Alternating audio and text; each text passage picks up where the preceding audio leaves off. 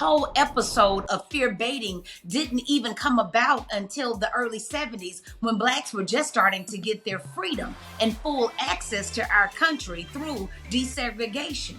That's when you start hearing language like the war on crime, the war on drugs, the war on everything but poverty, and a war on everything but a lack of education. Why can't we launch a war on ignorance and see how we can make sure that everybody in this country is afforded a formidable education so that we can all be thinkers and we can all live well? Is there not enough room in the land of milk and honey for everybody to have a good living?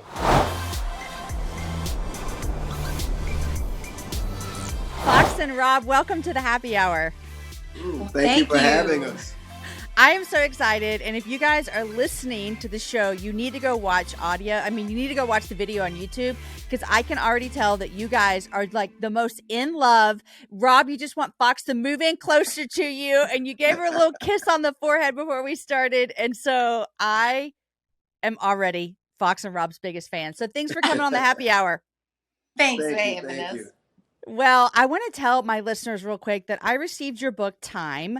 I received it in the mail probably in the fall. I have an early reader copy. I don't even think I have the actual real book. I have an early reader copy.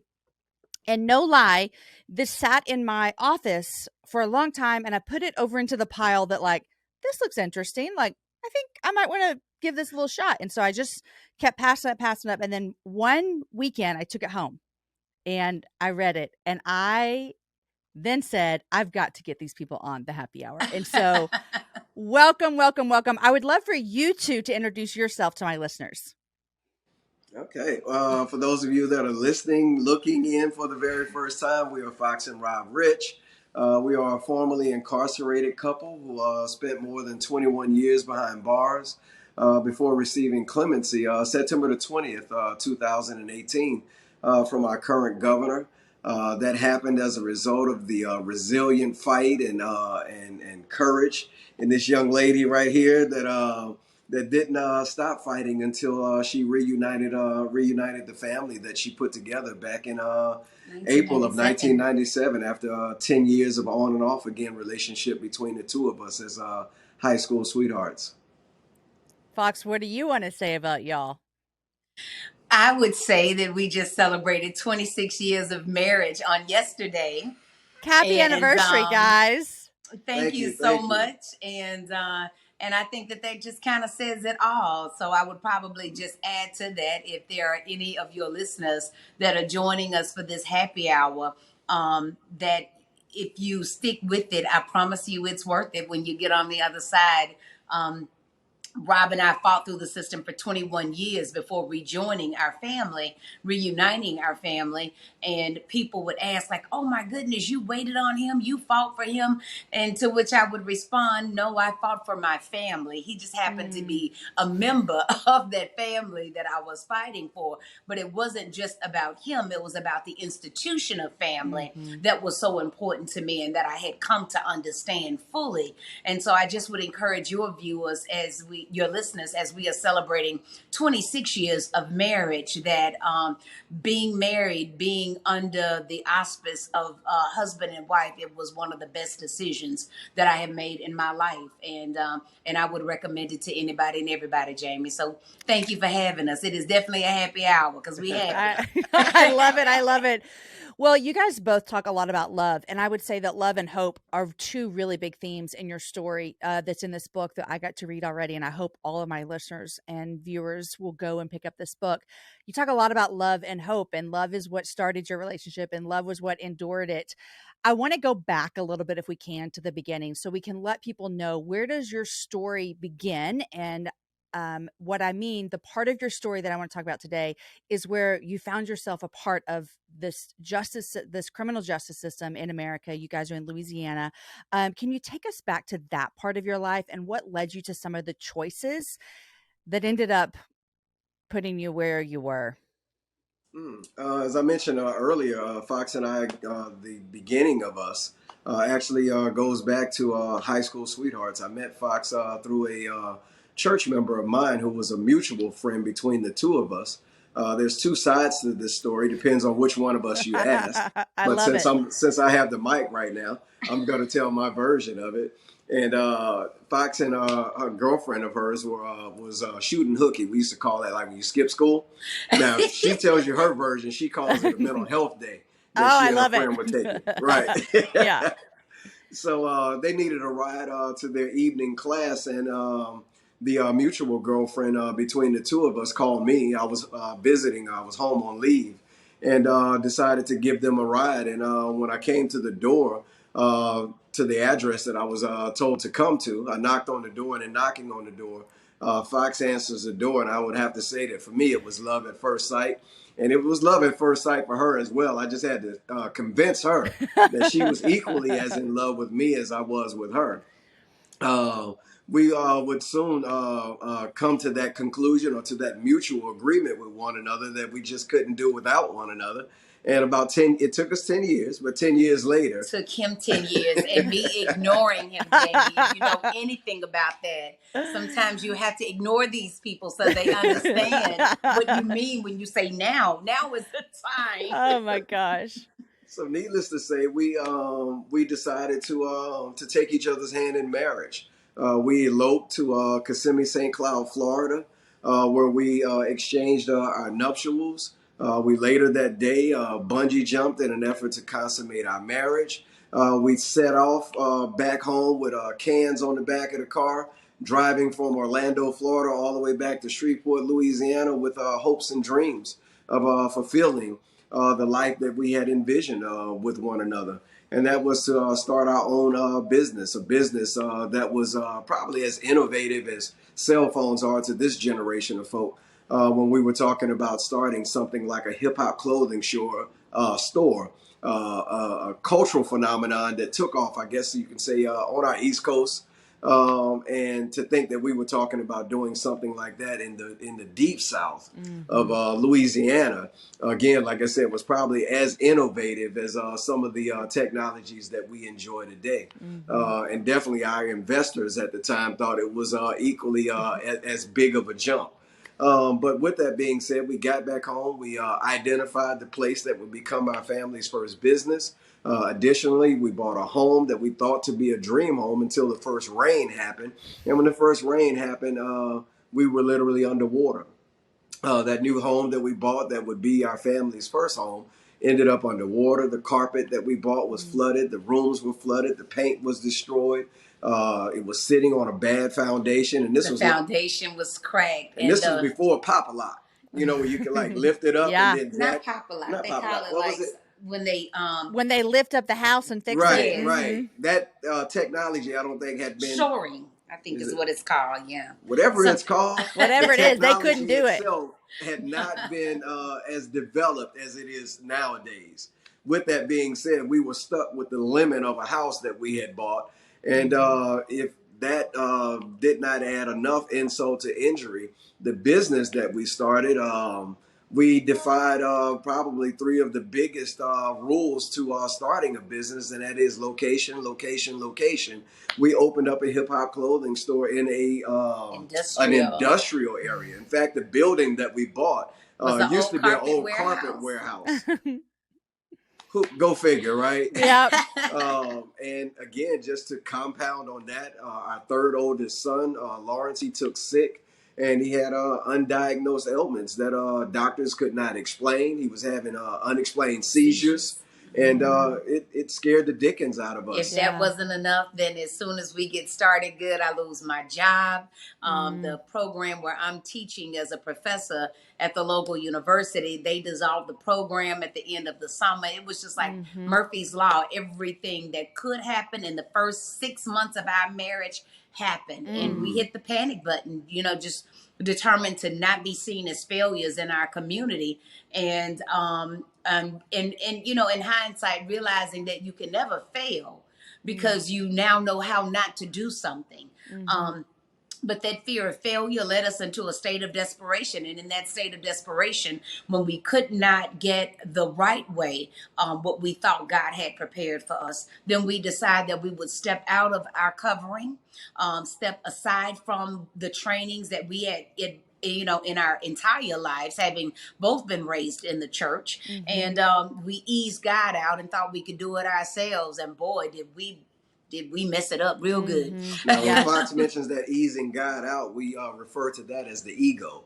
Because you start thinking that you can do it yourself. You start thinking that you can fix it yourself. So when our investor pulled out on us, and every attempt that we made to try to gain access to capital in order to launch our business failed, as Fox mentioned, we reached we were in the pit of desperation. And as the old saying goes, that when people find themselves in desperation, they do desperate things. We sought to regain financial solvency by robbing a bank. As you say, I guess that is the moment or the point where our lives were turned around. And it was, I guess, the moment that God had an opportunity then to perform the miracles that he's known to perform. Well, you tell that story so well now, and it's also in your book. And I want to jump to a problem that you talk a lot about in your book. And Fox, I know you have rallied around this cry for the justice system to have reform for almost the entire time that Rob was in prison, and you yourself, and then you've been working on this afterwards. You guys, this was your first offense. This was not like this is our third time that something's happened. This was your first offense. Rob, I would like for you to tell us, what was the sentence that you received from that robbery? I received a 60-year sentence.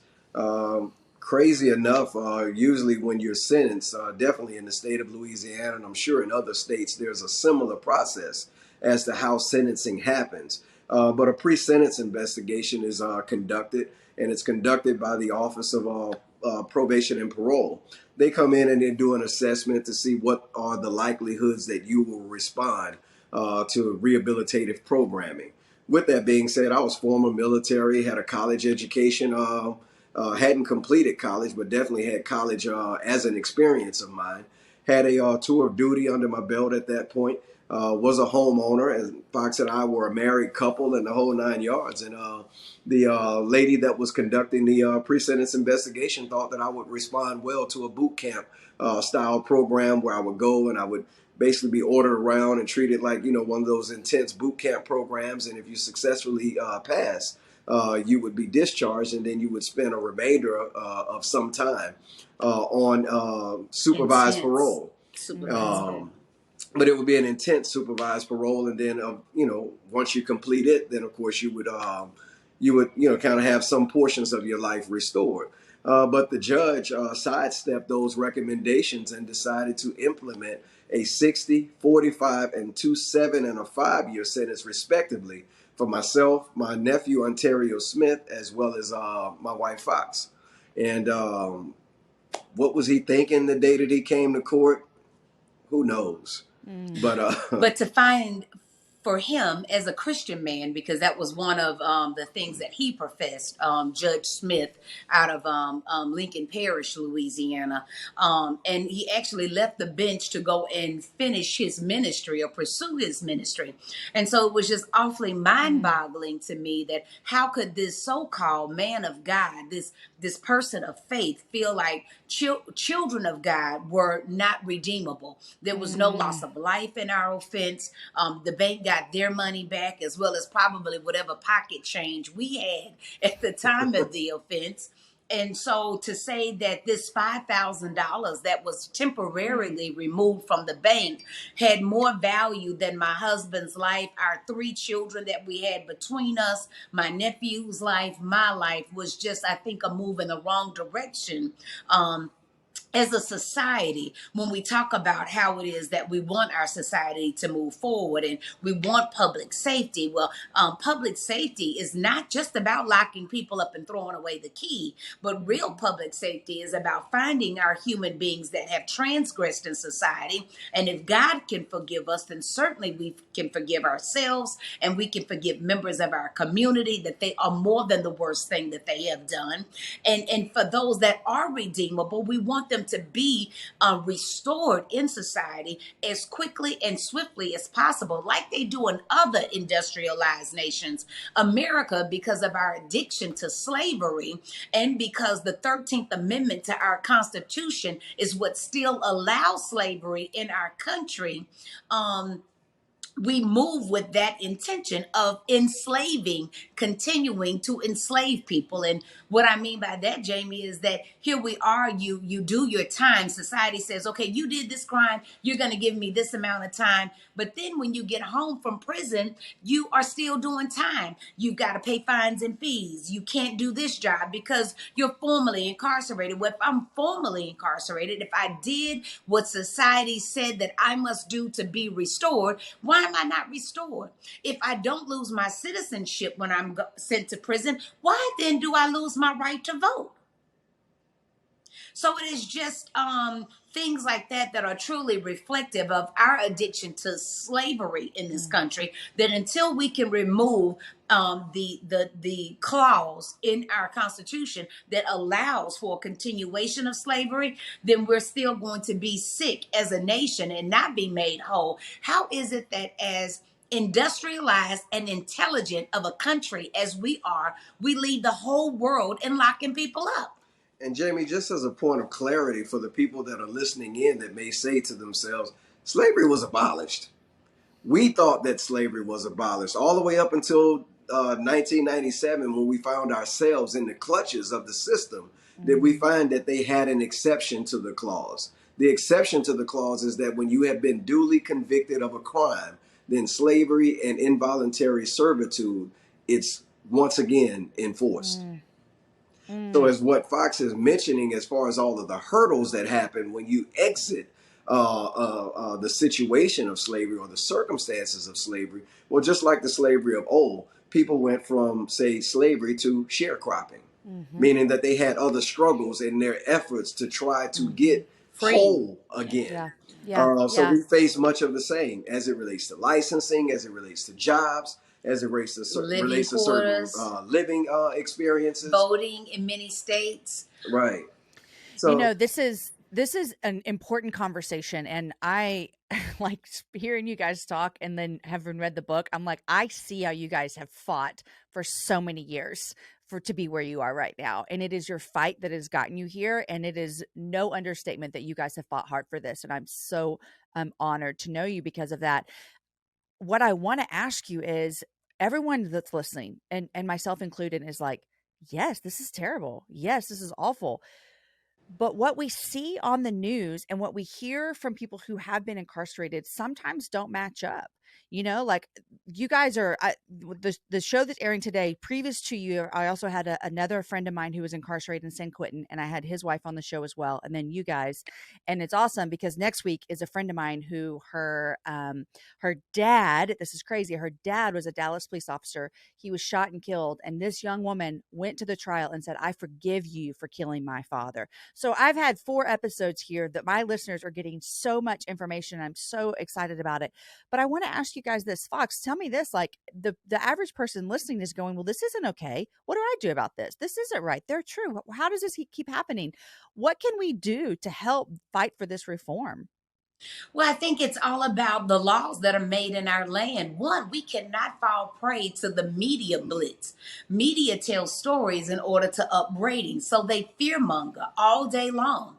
And so I think that one of the things is that when we hear stories on the news, then we have to move ourselves away from the fearmongering and really work to see those people that the news is talking about as the same people that are in the Bible. Paul, was Saul before he became Paul, and he was not a nice guy, right?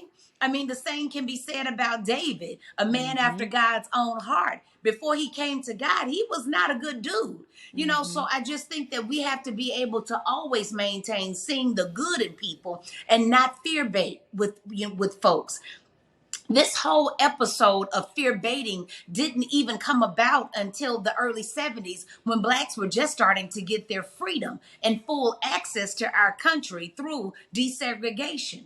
That's when you start hearing language like the war on crime, the war on drugs, the war on everything but poverty, and a war on everything but a lack of education. Why can't we launch a war on ignorance and see how we can make sure that everybody in this country is afforded a formidable education so that we can all be thinkers and we can all live well? Is there not enough room in the land of milk and honey for everybody to have a good living? And so for me, the first thing is about moving away from the fear mongering. And then two, that takes a lot of courage to be a self thinker, because as a community, we all just buy into what everybody else is saying. Here in New Orleans, where Rob and I do our work. Our ministry is based out of New Orleans. It's called Rich Family Ministries, and we work with justice-involved families who were families just like ours, helping them navigate the system, helping provide support, and helping reduce harm by bridging the gap between the offender as well as those who have been offended. And so one of the things that you hear often in New Orleans is, oh, be careful. Oh, it's not safe. And I'm saying, but if you live here, and this is your hometown, then you should be advocating doing something if you don't feel safe. If we buy into it and we don't speak good things over the place that we live, then we can't expect other people to. And so that's the biggest piece for me, is changing the way we speak about our experience. All the bad people in the world don't live in our country. So we need to stop acting like it. And so then the second thing is about looking at laws that adversely affect people that are incarcerated and adversely affect and incarcerate people of color, because Black people in America make up 11% of the population, but yet we make up almost 60% of the people that are serving time in prison. In Louisiana, we make up 85% of the people serving time in prison. And, if your antlers don't go off and say, whoa, something's wrong with this. So those are small steps, looking at laws that adversely affect us, and all of us being open to saying that we've got to amend the 13th Amendment, that the clause that allows for slavery in our country, if we are going to be a free nation, then under our watch, our time in this life, we must be responsible for removing that clause that allows for slavery in our country. Rob, you spent your time in what's called America's bloodiest penitentiary. And when I read that, like, my heart just breaks, because I think, not only did you spend over 2 decades there, but why is that? Why do we even have a prison that is what it's known for? I mean, that just feels inhumane. And previously on another episode, I talked to Brandon, who spent his time mainly at San Quentin in San Francisco, which is, I've never been to Angola where you spent your time, but from your description, I have been to San Quentin. It feels like night and day, like literally night and day. I would love to hear from you 2 things, man. How did you survive that? I mean, it sounds like from your descriptions in the book that not only would it be a terrible place to just live, but it would be a real easy place to give in and stop trying. And so what was it for you that said, I'm not going to give in to what this prison is trying to make of me, and I'm going to continue to make something of myself? That was a good question, Jamie. Very much so. And I would have to say, Jamie, the realization came to me the moment that a friend of mine that also served as a mentor to me, that even made me come to the realization that slavery in our country had not come to a close, when he actually shared with me a civic book and showed me the 13th Amendment. And when I read the 13th Amendment, it just like grabbed me like in my chest. And I was like, wow, like somebody had squeezed my heart, because I had lived my life all the way up to that point thinking that this was a practice that had in fact come to a close and that it was no longer. But when I read the exception, it was in that moment, and maybe later on that night, that I started to tap further in. And in tapping further in, I realized that there was a DNA strand that runs through me as it runs through all of us. And that is that when we trace our history, we realize that we have been enslaved people over hundreds of years. us as blacks in America has been over 400 years. And if you go all the way back to one of the first books in the Bible, we can see that people were trying to free people from slavery even back then. And so when you think about the fact that you hear these stories or you read these stories and you come to the realization that if people can endure whatever version of slavery that they have experienced as a people, then me too, I could also endure the new form of it in the form of mass incarceration in the nation's most hellacious place to be doing time. So it was in there where I just really tapped into that DNA that ran through my veins that says that if we can overcome 400 years of chattel slavery in this country, then you, my son, can overcome slavery in Angola State Penitentiary.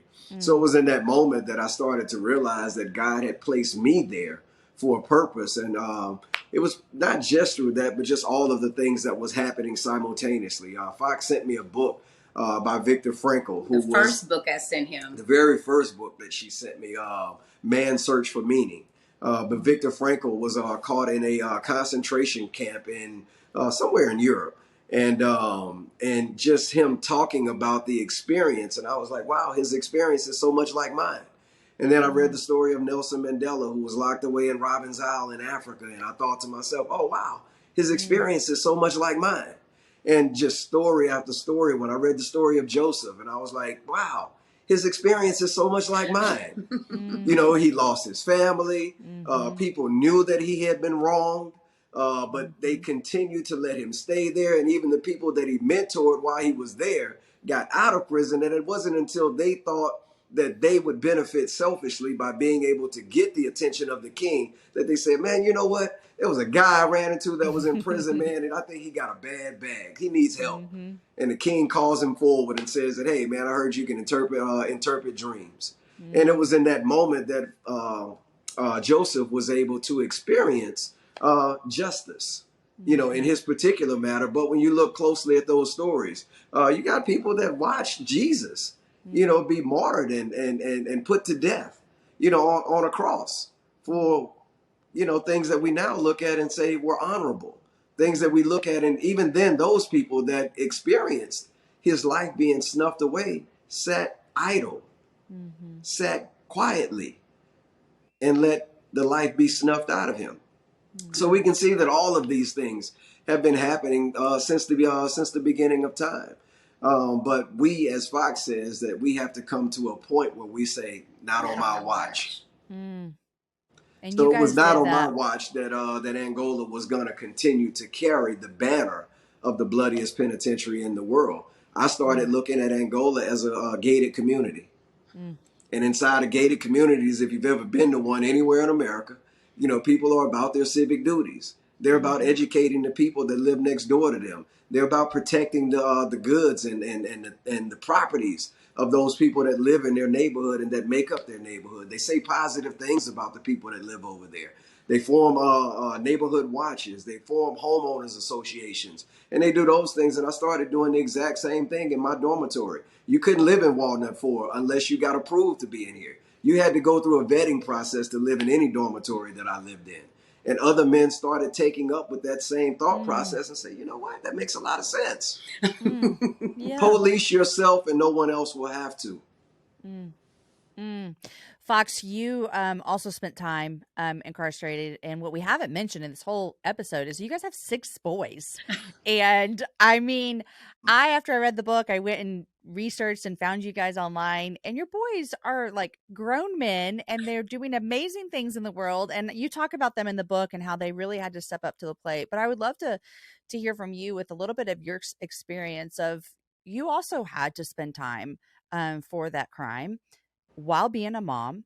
And then you spent the entire rest of the time while Rob was still incarcerated, not only fighting for his release, not only fighting for laws to be changed, not only educating people around you, but you spent time traveling and educating, homeschooling your boys, making a living, creating new opportunities. I mean, you really didn't just sit back and wait for the system to do anything. You went and made what you needed to happen. So I'd love to hear from you a little bit about those years of being a solo parent, as much as Rob was a supportive man, he was not with you in those years. What kept you going? What was the thing that said, I'm not going to let this scenario is not going to break us? I think for me, it was what I said in the documentary Time, which was Jamie's Success is the Best Revenge. I felt like our family had transgressed against society, but we deserved another chance. And that society had at that point transgressed against us, not only throwing my husband and I away and our nephew, but also by throwing us away, they threw away our 6 sons. And so for me, it was about being determined to say that I don't care what the state of Louisiana has said and what kind of judgment it has passed or condemned, how it has condemned my family. I know my God is a good God and a forgiving God. And that everything that I need in order to move past this situation, God has already given me. It's in my DNA. And so, as Rob said, that same energy that we tap into to even begin the creation of our life, that energy that makes our heart beat without us thinking about it, which makes our food digest and our lungs expand and deflate. That same energy is what I tapped into to say that we are going to make it and we are going to be all right, because it's necessary. I know that God is not through with me yet. And so whatever it is that I must do, I'm going to do, because I did not want the weight of, as much as I could help it, I did not want the weight of our incarceration to lay on at the feet of our children. They deserve more than what we had created. And so by whatever means I could to serve as a buffer, to make sure that they still would have every opportunity that they needed to be all that God had sent them in this life to be, I was not going to let one choice that we made snuff the life out of them and snuff the opportunity out of them. And so just, waking up every day, making sure that you're doing everything that is humanly possible within you to provide for them, to give them hope, because that's at the baseline of it all. It is our hope and our faith. Every year for 21 years, at the top of the year for New Year's Eve, when Rob wasn't home, we would start all over again and not, what do you say, not reminding ourselves, but branding our brains to know that this is going to be the year that he comes back home. It's like psyching ourselves up, if you would. But we had to hold on to faith, and we had to hold on to hope that this was not going to be the end all to be all, that Rob was not going to die there, that his 6 sons deserved an opportunity to grow up with their father.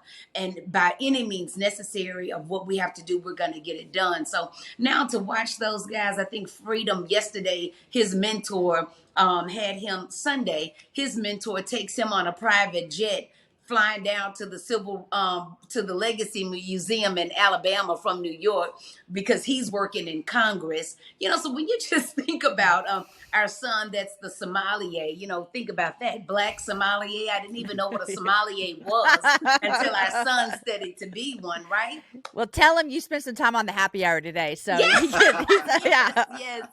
And then our son Remington, our second oldest, in a couple of months, in 2 months, he will be finishing his residency at the Indiana University in orthodontics. So not only do we have a dentist in the family, but we've got a specialist in the family. Our son Lawrence married the love of his life. They're living in Denver, working in tech. Freedom, I was just sharing with you, he at 23 years old is the senior director of operations for the congressman from North Carolina. His twin brother Justice married his sweetheart from the military in Korea. So they just both finished their tour of duty and have settled in Houston, Texas. And our youngest son is starting college in June at 16 years old. So I just know the power of God when we believe. There is nothing that we cannot do, even through the harshest of circumstances, because it is there when we really get a chance to discover God and know that it is not our own power, it is not our own volition, but it is the spirit of that one that is higher than us that operates within us and keeps us moving forward. So good. I'm going to let our listeners do the math on that 16-year-old, and then they got to read the book to find that out. Yeah. I died. I was like, this is the best.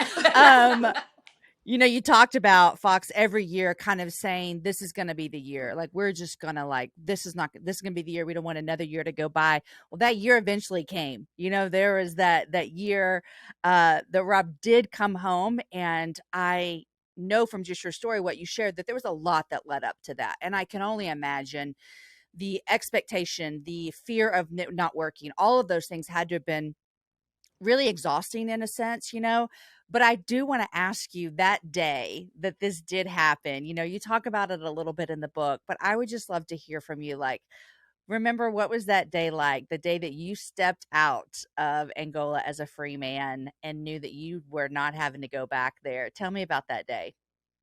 Oh man, I think there's a quote that says that there's nothing greater than a thought whose time has come. And anyone that has been on the other side of prison walls has always envisioned or thought about a time that would come that they would no longer have prison as a condition or a circumstance for themselves. And whenever that day, that moment, that hour, that second comes, it's like no other thing in the world. I mean, it's nothing to compare, with it. It is a level of elation that is mind blowing. It's phenomenal. The moment, the feeling. It's like wow. It's a venerating awe. Like just a continuum. And if anybody has had an opportunity to watch Time, the documentary, that scream that Fox yells out when she holds her fist up in the air and she's welcoming me out of prison gates. And it just seems like that screeching scream, it just echoes into forever. And it is crazy, and again, if you look back at the documentary, I walked out of prison with a t-shirt on that had the words "Never Give Up." And of course, you have to read the book in order to get all of the juicy background into that piece. But there's even a story behind why I even had the t-shirt on in that moment. But I had the t-shirt over 10 years. But it was a testament of faith. It was a testament of that same level of endurance that we see. We know Job as a man of patience, but it wasn't patience. It was endurance. That Job experienced with all of his afflictions. But in it, like I said, it's just one of those moments to where words pale in comparison in your efforts to even try to explain what that feeling felt like. And it has just been 5 years. It will be September 20th of this year. And as I mentioned, it is just a venerating and ongoing kind of moment. Because and it has been going on for last week, he was at the U.S. U.S. Attorney General's office at the Justice Department, being recognized by the Pardon Office as one of the clemency recipients, the only state clemency recipient to be recognized at such an event with the heads of the Department of Justice. I mean, so when you think about that, when you think about the red carpet at the most exclusive Oscars ever, the 93rd Academy Awards, that here we were on the red carpet, telling our story because it's nominated for an Oscar. When you just look how God can take you from the pits of hell, literally, and elevate you to some of the highest platforms known to our society. And probably one of the latest of which is when the Hollywood Reporter, put our story, recognized it as one of the top 50 films of our century. Wow, that is guys. Big. That just gave me chills. Right? Who you telling? I know. Just those kind of things. Peabody Award-winning story. I mean, man, it is just amazing. But again, it's a reminder of how good God is, because only God creates these kind of stories. Yeah. I would love to hear just about your boys and, that September 20th day, 5 years ago. I know Fox picked you up, but can you tell me what it was like for your boys to be? It wasn't like they hadn't seen you. It wasn't like they hadn't been able to visit, all of those things. Like, it wasn't as if you disappeared for 21 years. but there was an absence in your presence in the home. What was it like coming home and being home and waking up and having breakfast with your family? And your boys were, some of them were old. I mean, you have one was young, as a young 11 years old probably. Can you talk about their experience as well with their dad coming home? I think for me, the one that stands out in my mind the most would probably be two. One is when we surprised Freedom. It was like, he's coming because we've done the work, and any day now we're waiting on them to release him.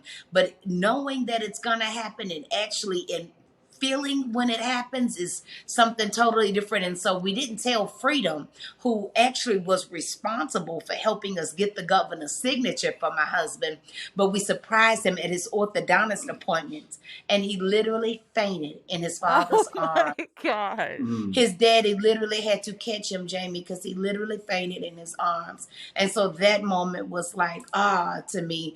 And then Remington, he came home from dental school for the welcome home party that we had for his dad that weekend.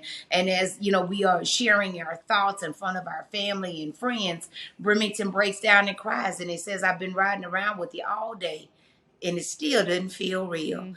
So those are some of the moments for me that just stand out the most, to say just the power of one thing when you think it and you work diligently for it for 21 years, and then God gives you the desires of your heart. Anything from you, Rob? Probably just the look of my youngest son, little Rob's face, when I would pick him up and go to his swim meets. And just when he would recognize that I'm over there on the sidelines and I'm rooting him on and I'm videoing him, and in the whole 9 yards, you could see that he's having one of those moments in his head where he's like, wow, this is actually happening. Yeah. My dad is actually here. Right. I've really been telling everybody I got a cool dad. And they thought I've been lying this whole time. And I'm so glad that you're here so that you can prove to them that I was not lying, and that you are the coolest dad ever. And that you are the type of dad that would be here, that would be engaged, and that would be present in our life. So just being able to see that in so many different forms from all of our sons at different moments in time.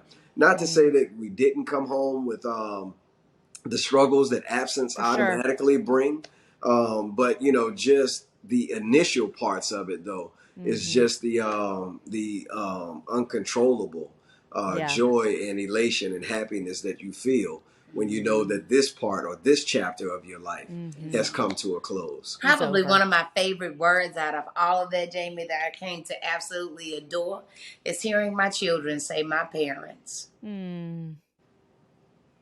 Have you met my parents? My parents are calling. I'm having lunch with my parents. That one word for me has just become such a powerful tool, because for so long it had just been my mama or my daddy. But now as they move, when we went to visit Freedom this past weekend, when we were in DC at the Capitol, he takes us to his office and he introduced us to his co-workers as, my parents are here. He takes us in the cafeteria where everybody is that knows Freedom on the Capitol, and it's like, you met my parents. It's like the best word in the world for him and for us. Well, that is so beautiful, you guys. I mean this when I say it. I'm proud that your story is in words and in audio and video, because it really does matter for a lot of reasons. It matters that as followers of Jesus that we care about these things, because there is a real problem in our country with mass incarceration, and there's a real problem with brown and black people outnumbering white people in our prisons that doesn't add up. And so I think about it as a white woman, and you may not know this about me, Fox and Rob, but my listeners do, as a white woman who's raising black children. Like this matters to me deeply, but it should matter to all of us as followers of Jesus. Every person that's in Angola, no matter what got them there, is made in the image of God, and they matter, and their lives matter, and they should be cared for. And so I'm really proud of you guys. I am sorry that this is where life has taken you, but I would guess that you guys would never want to repeat what you've done, but you will always constantly see where God is using it.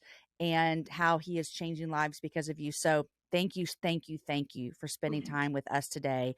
I would love to ask you guys, what are you reading these days?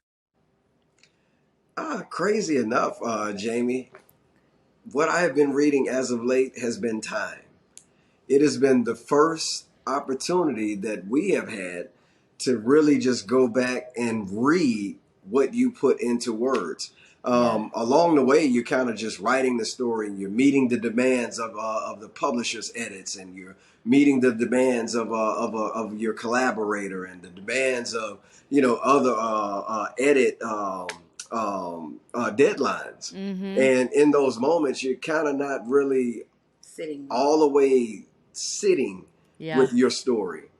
And then you have the moment where all of that is kind of out and it's done and these parts are in the world, and then you get a chance to say, okay, let me sit back and read what I actually put into words, because you tell people come back and say, oh man, I read your story and it was a really good book, and they what did I say? They pull excerpts from it, and then they say these things, or we go on these interviews, and in interviews, the host is pulling out excerpts from the book, and then you're like, oh wow, I said that.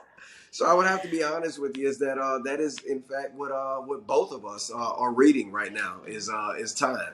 And then the other portion of that for me too is, I've been starting our mornings with Jesus Listens. We had the blessing to be on their podcast, and so they sent us the Jesus Listens book, and it has just been a wonderful daily devotional that Rob and I've been enjoying. When you wake up in the morning, it's kind of like a conversation with God starter, if you would. So we're like, okay, well, and then if you open the page and it resonates with what you're feeling in the morning. So that has been a blessing for us as well. I love that. Well, I will say it's very interesting to have just read your book and then to sit here and chat with you guys, because your personality shine through in this book so much. And I can sense that even from sitting here with you. You guys, thank you so much. And it has been a joy to spend this time with you. And thank you for sharing your story with us. Thank you, Jamie. And if you find yourself down in New Orleans now, you know how to find us. Listen, don't you even think that I won't. I will find you, because I have a feeling you're going to show me some good food is what I have a feeling about. Yes. And a good time. Yes, yes. Thank you, guys. Thank you. Take care.